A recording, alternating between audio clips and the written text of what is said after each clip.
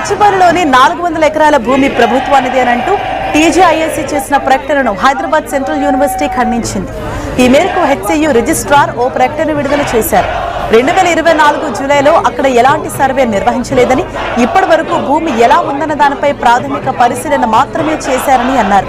హద్దులకు అంగీకరించినట్లు టీజీఐఏసీ చేసిన ప్రకటన ఖండిస్తున్నట్లు చెప్పారు.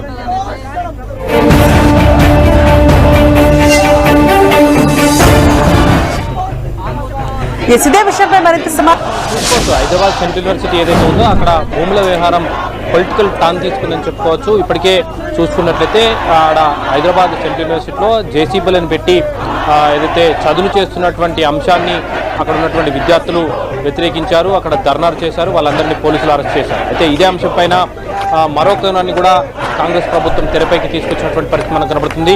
ఏదైతే అక్కడ హెచ్సియు భూములు అన్యాక్రాంతం అవుతున్నాయని, అదేవిధంగా వాటిని బడా టీఆర్ఎస్ నేతలకు కేటాయించారు గత ప్రభుత్వం అని, దీనిపైన విజిలెన్స్ రిపోర్టు కూడా వచ్చినప్పటికీ గత ప్రభుత్వం దీన్ని తొక్కిపడిందన్న ఆరోపణలు సైతం కాంగ్రెస్ నేతలు ప్రభుత్వం సైన్యుడు కూడా చేస్తున్నటువంటి సందర్భం అయితే మనకు కనబడుతుంది. వాటన్నిపైన కూడా ఆ విజిలెన్స్ ఎంక్వైరీ ఏదైతే ఉందో దాన్ని బయటికి తీసే ఆలోచనలు కూడా కాంగ్రెస్ ప్రభుత్వం ఉన్నట్టుగా కొంత సమాచారం అయితే అందుతుంది. గతంలో ఉన్నటువంటి ఒక టీఆర్ఎస్ సంబంధించినటువంటి మాజీ మంత్రికి, అదేవిధంగా టీఎన్జీఓకి భూములు కేటాయించారని, ఆ భూముల విషయాన్ని బయటికి రాకుండా ఉండేందుకే హెచ్సియుకు సంబంధించినటువంటి విద్యార్థులను అడ్డుపెట్టుకుని రాజకీయం చేస్తున్నారు బీఆర్ఎస్ నేతలంటూ కూడా కాంగ్రెస్, అదేవిధంగా కాంగ్రెస్ ప్రభుత్వం నుండి విమర్శలు చేస్తున్నటువంటి సందర్భం అయితే కనబడుతుంది. అయితే ఇలాంటి సందర్భంలోనే ఒక టీజీఐఏసీ ఒక పత్రికా ప్రకటన కూడా రిలీజ్ చేసింది.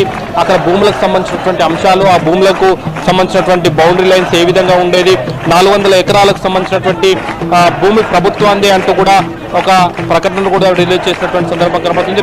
ప్రాజెక్టులో సెంట్రల్ యూనివర్సిటీ భూమి లేదు, ఆ భూమి యజమాని తామేనంటూ తెలంగాణ ప్రభుత్వం అదే అంటూ కూడా న్యాయస్థానంలో నిరూపించుకున్నదని, ప్రైవేట్ సంస్థకు సంబంధించినటువంటి ఒక వ్యక్తితోటి 21 సంవత్సరాలు పోరాడి కోర్టులో తాము గెలుచుకున్నామని, దక్కించుకున్నామంటూ కూడా ఒక నోట్నైతే విడుదల చేసినటువంటి సందర్భం మనం చూసుకోవచ్చు. అయితే ఇదే అంశం పైన యూనివర్సిటీ రిజిస్ట్రార్ కూడా మరొక పత్రికా ప్రకటనను రిలీజ్ చేసినటువంటి సందర్భం అయితే కనబడుతుంది. టీజీఐఏసీ ఇచ్చినటువంటి పత్రికా ప్రకటన ఏదైతే ఉందో దాన్ని ఖండిస్తున్నామంటూ హెచ్సియుకి సంబంధించినటువంటి రిజిస్ట్రార్ ఒక పత్రికా ప్రకటన రిలీజ్ చేయడం జరిగింది. జూలై 2024 నాడు ఒక సర్వే జరిగినట్టు అందులో ప్రకటించిందని, అలాంటి సర్వే ఏం జరగలేదని, అదేవిధంగా హద్దులు ఒప్పుకున్నట్లు హెచ్సియు ఒప్పుకున్నట్లు చెప్తున్నటువంటి తెలంగాణ ప్రభుత్వం చెప్తున్నటువంటి ఏదైతే అంశం ఉందో దాన్ని కూడా ఒప్పుకోలేదని, ఇప్పటి వరకు ఎలాంటి సర్వే చేయలేదని, ఒకవేళ యూనివర్సిటీకి సంబంధించినటువంటి భూములు ప్రభుత్వానికి బదలాయించాలన్నా, ఇతరులకు బదలాయించాలన్నా కౌన్సిల్ మీటింగ్ జరిగిన తర్వాతనే అధికారం ఉంటుందంటూ కూడా చెప్పినటువంటి పరిస్థితి కనబడుతుంది. తప్పుడు ప్రచారాన్ని వ్యాప్తి చేయొద్దు, తప్పుడు వార్తలను కూడా ఖండిస్తున్నామంటూ చెప్పడం జరిగింది. మరొక వైపు చూసుకున్నట్లయితే నిన్నటి నుండి ఎక్కడైతే ఉద్రిక్త పరిస్థితులు హెచ్సియులో ఉన్నటువంటి పరిస్థితి కనబడుతుంది.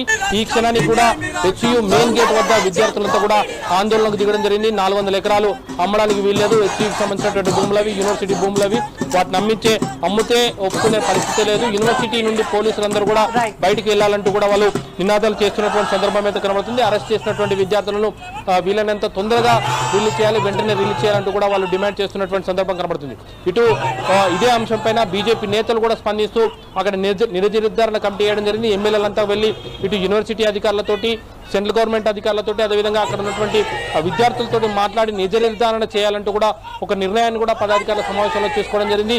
అదేవిధంగా బీజేపీకి సంబంధించిన నేతలు కూడా విద్యార్థుల తరఫున పోరాటం చేస్తున్నారు. హైదరాబాద్ సెంట్రల్ యూనివర్సిటీ చెందిన భూములు ప్రభుత్వం వేలం వేస్తుందంటూ విద్యార్థులు గత కొన్ని రోజులుగా ఆందోళన చేస్తున్నారు. విద్యార్థుల ఆందోళనలో అరెస్టులతో ఇక్కడ ఉద్రిక్త వాతావరణం అయితే ఏర్పడింది. అలాగే మరోవైపు ప్రభుత్వం ఈ భూములను ప్రభుత్వానికి చెందిన భూములుగా క్లెయిమ్ చేస్తున్నప్పటికీ కూడా అటు విద్యార్థులు మాత్రం ఇది యూనివర్సిటీకి చెందిన భూములుగా చెప్తున్నారు. విద్యార్థుల ఆందోళన తర్వాత ఈ వివాదాస్పద భూముల్లో పనులు జరుగుతున్న ప్రదేశానికి బీబీసీ వెళ్ళి పరిశీలించింది.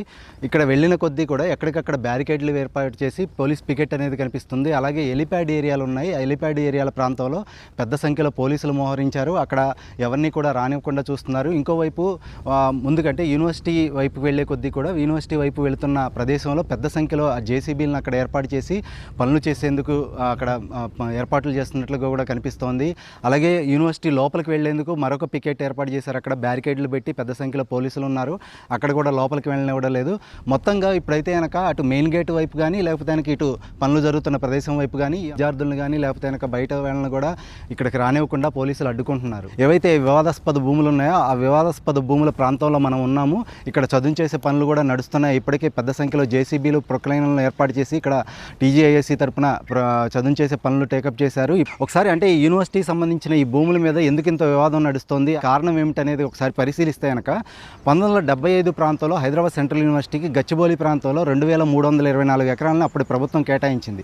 కానీ ఇక్కడ ఒక విషయం చెప్పాలి, ఎందుకంటే ప్రభుత్వం యూనివర్సిటీకి భూములను కేటాయించింది కానీ అక్కడెక్కడ కూడా మ్యూటేషన్ జరగలేదన్నమాట. అంటే యూనివర్సిటీ పేరు మీద బదలాయింపు జరగలేదు. దానివల్ల ఏంటంటే తర్వాత కొన్ని సంవత్సరాలు గడిచే కొద్దీ కూడా యూనివర్సిటీ చెందిన భూముల్ని వివిధ సంస్థలకు కేటాయించడం, అలాగే ప్రభుత్వం తరపు నుంచి ఏవైతే సెంట్రల్ గవర్నమెంట్ సంస్థలు కానీ లేకపోతే కనుక ప్రభుత్వం ఎవరైతే ముందుకొచ్చే సంస్థలు ఉంటాయని రాష్ట్రంలో ఇక్కడ ఏర్పాటు చేయదలుచుకున్న సంస్థలకి కేటాయించడం జరిగింది. ఆ భూమిని ఈరోజు మనం అభివృద్ధిలో భాగంగా టీజీఐఐసి కేటాయించి అక్కడ ఐటీ కంపెనీలు ఇతర పరిశ్రమలు రావడానికి అవసరమైన లేఅవుట్ చేయండి అని చెప్పి ఈరోజు ఒక అభివృద్ధి కోసము ఒక కాంక్రీట్ ప్రపోజల్తో ముందుకు వస్తే ఈరోజు అక్కడ ఏదో రిజర్వ్ ఫారెస్ట్ ఉన్నట్టు, రిజర్వ్ ఫారెస్ట్లో అత్యంత ఏమంటారు జీవరాశులు ఉన్నట్టు, జింకలు పులులు సింహాలన్నీ ఆనే ఉన్నాయి అన్నట్టు, జింకలు పులులు సింహాలు లేవు అధ్యక్ష. ఆ చుట్టుముట్టుతో కొన్ని గుంటనక్కలు చేరి ఇట్లా వ్యవహరిస్తున్నాయి అధ్యక్ష.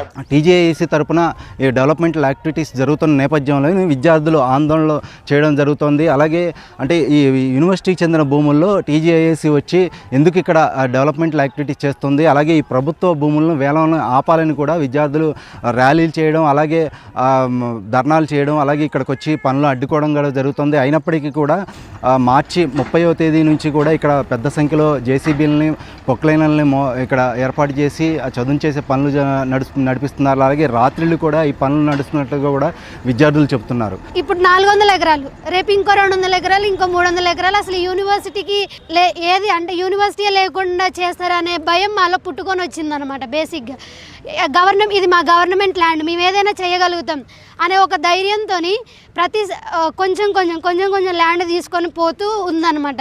మళ్ళీ ఇంకోటి ఏం చెప్పారంటే ఈ 400 ఎకరాలు ఏదైతే భూమి ఉందో సర్వే నెంబర్ 25లో ఇది ఉందన్నమాట.